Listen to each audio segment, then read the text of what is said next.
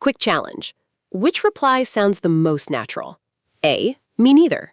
B, me either. C, both can be correct. Take a second. What would you say? If you're not 100% sure, you're definitely not the only one. Even advanced English learners mix these up every single day. And here's the surprising part. These three little words, either, neither, and both, follow one simple pattern.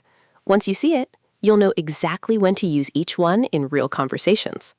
We'll practice with real American English at restaurants, at work, while shopping, with friends, and in everyday conversations. No confusing grammar rules, just natural English that Americans actually use. And before we finish today, we'll show you one common mistake that almost every English learner makes and how to avoid it forever. All right, let's get started. All right, let's jump into our first real-life situation. Imagine your friend says, "I don't drink coffee." What would you say? Would you say, "Me too," "Me either," or "Me neither"? Take a couple of seconds. What feels right? If you're not completely sure, don't worry. You're definitely not the only one. Even confident English learners mix this up all the time. And while people will probably understand what you mean, native speakers notice the difference immediately. The good news? Once you learn one simple pattern, this becomes incredibly easy. Let's start with the most common use of either. This is the one you'll hear almost every day in American English. Here's the big idea. We use either to mean also not. In other words, you agree with someone's negative sentence. For example, I don't drink coffee. I don't drink coffee either. Both people are saying the same negative thing. Here's another one. I'm not hungry. I'm not hungry either. Or, we don't watch horror movies. We don't watch horror movies either. Simple, natural, and exactly how Americans speak. Now here's one of the biggest mistakes English learners make. Someone says, I don't like pizza, and they answer, I don't like pizza too. Native speakers understand it, but it doesn't sound natural because to is usually used with positive sentences.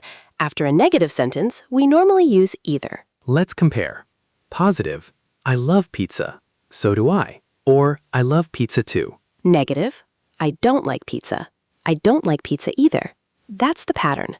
Positive, use to.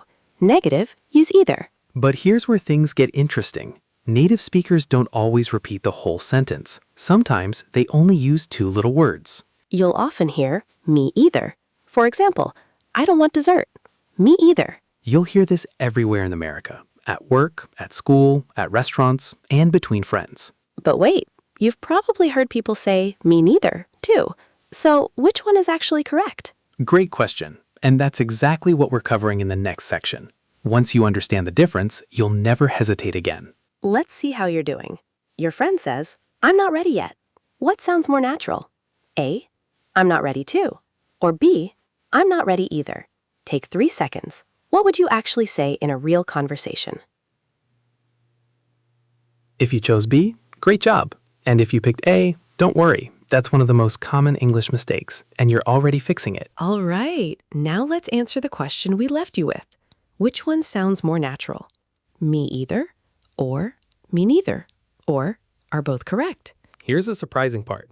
You'll hear both in everyday American English, but they aren't used in exactly the same way. And here's something that surprises a lot of English learners. Native speakers use these expressions without even thinking. Once they become automatic for you, your conversations will sound much smoother. Let's start with the more traditional grammar. Imagine your friend says, I don't enjoy horror movies. How would you agree? You can say, neither do I. Here's another one. I can't swim. Neither can I. I wasn't ready.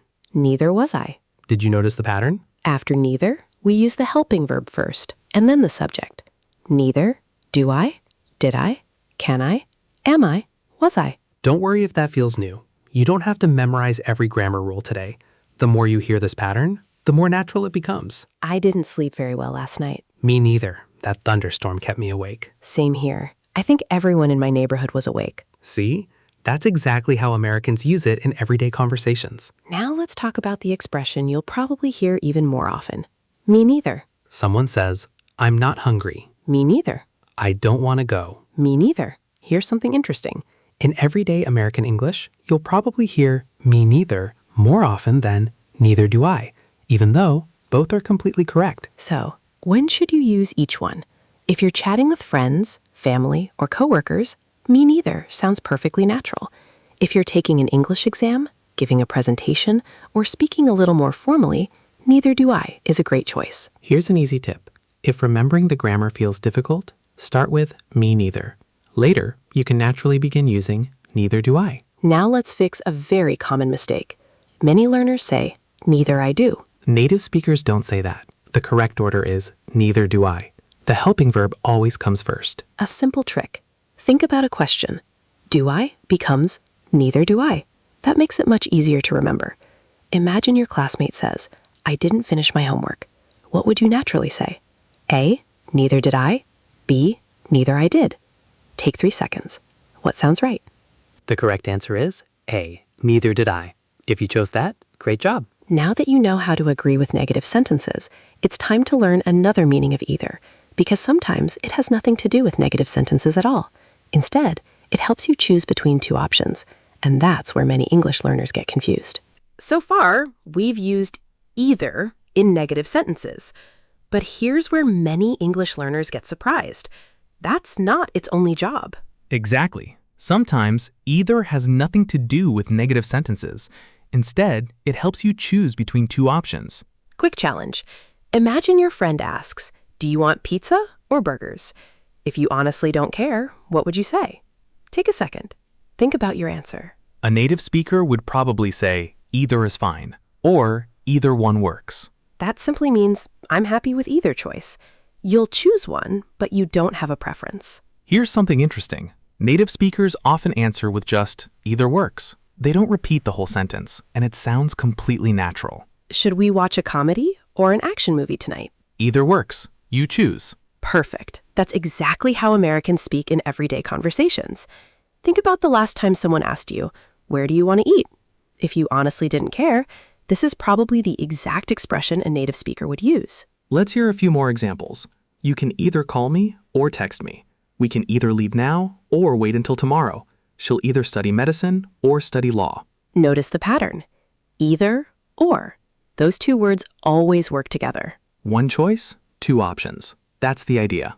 In restaurants, at work, while texting friends, and even while shopping, you'll constantly hear expressions like either works, either one's fine, either is okay. They're short, friendly, and very natural. Now here's a mistake many learners make. They say either A and B. But that's never correct. The pattern is always either or, never either and. Now let's compare.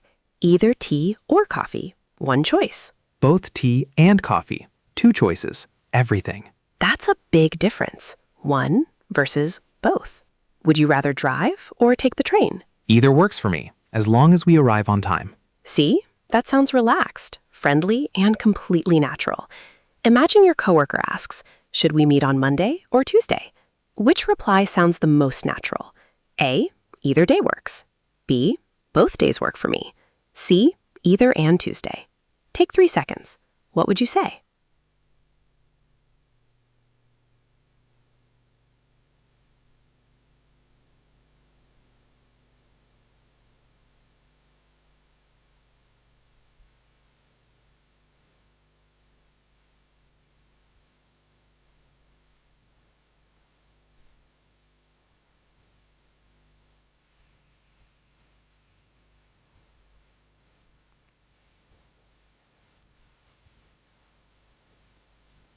So far, we've used either in negative sentences. But here's where many English learners get surprised. That's not its only job. Exactly. Sometimes either has nothing to do with negative sentences. Instead, it helps you choose between two options. Quick challenge. Imagine your friend asks, do you want pizza or burgers?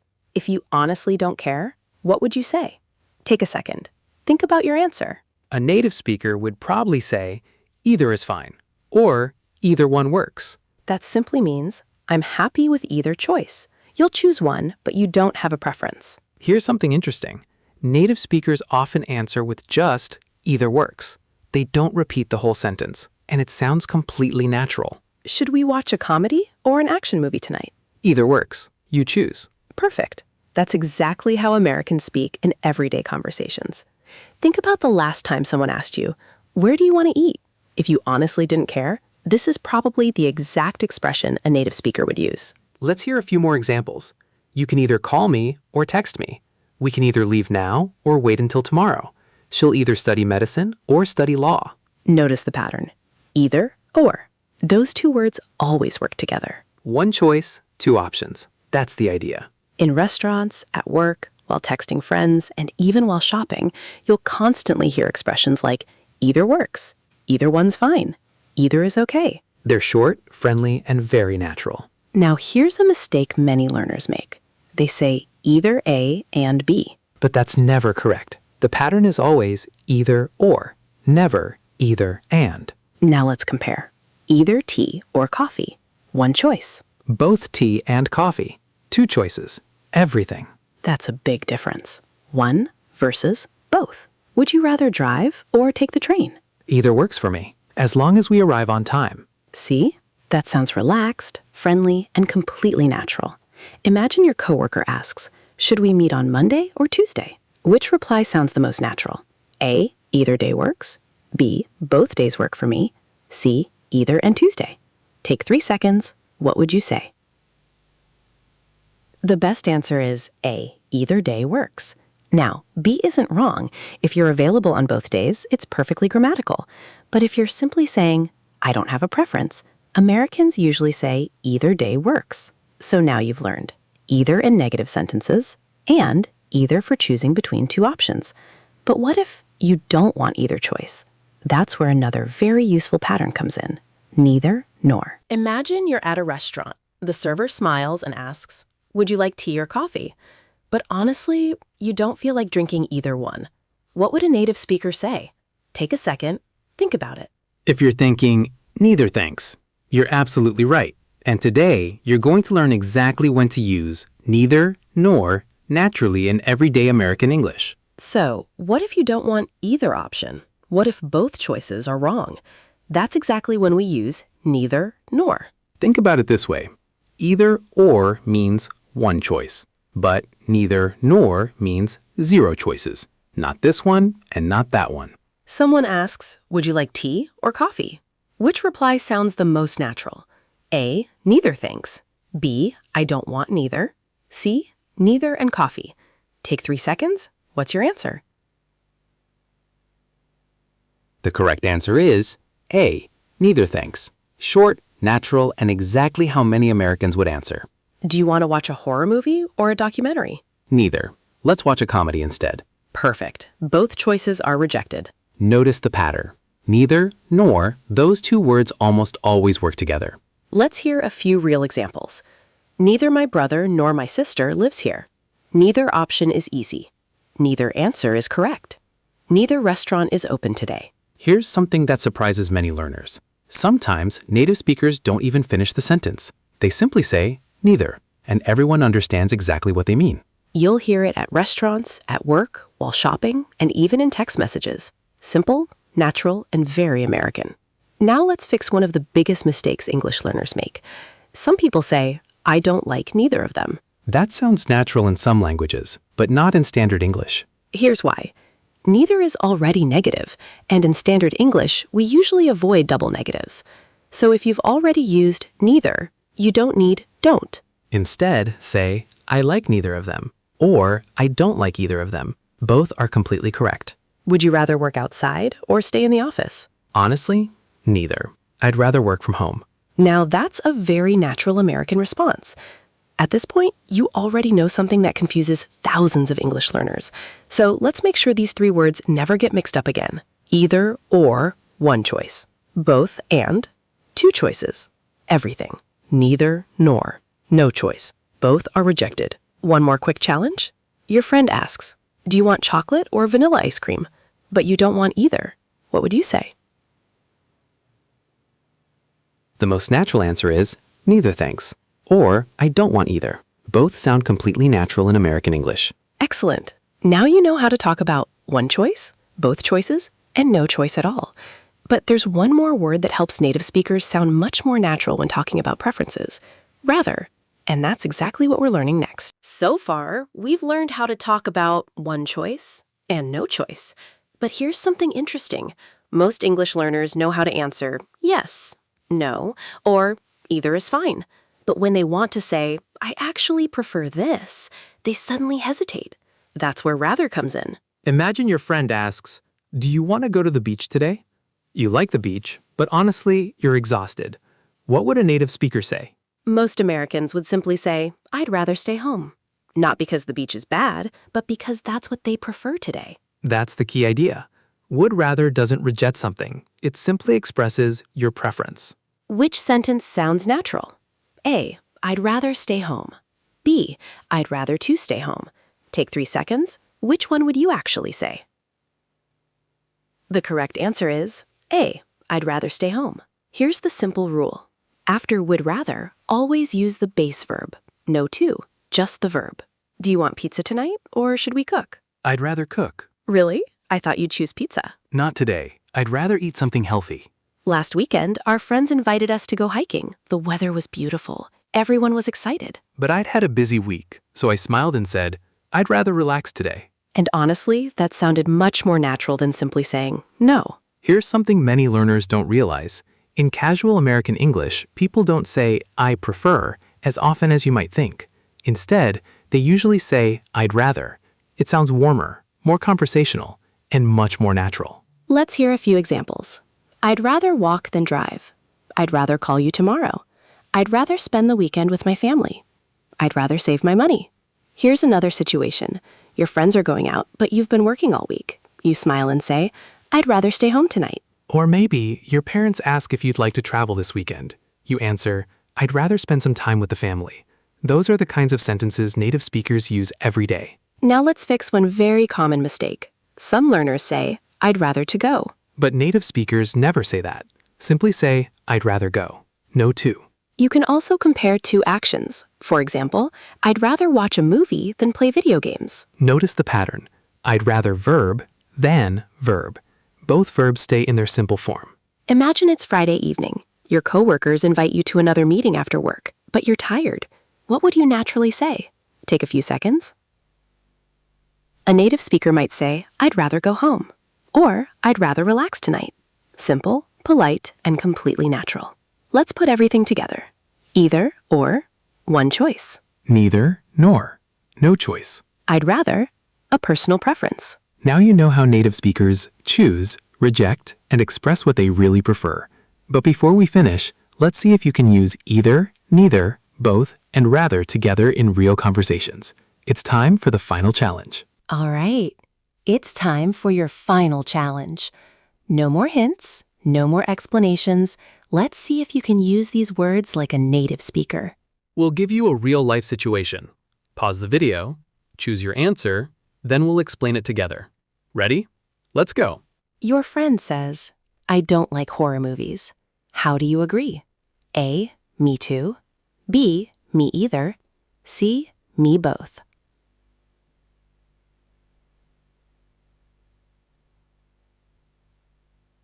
The best answer is B, me either, or neither do I. Both are natural in American English. Your coworker asks, would you like coffee or tea? You honestly don't care. What do you say?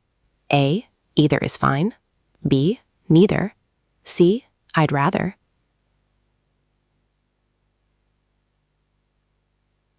The answer is either is fine. Both choices work for you. Someone asks, would you like chicken or fish? But you don't want either one. What would a native speaker say?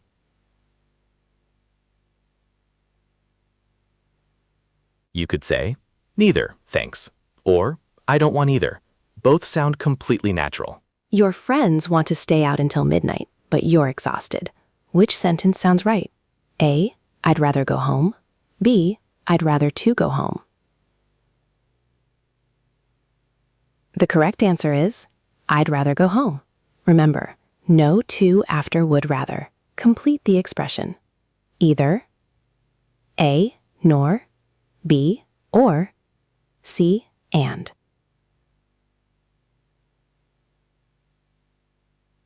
Either, or, one choice. Now finish this one. Neither,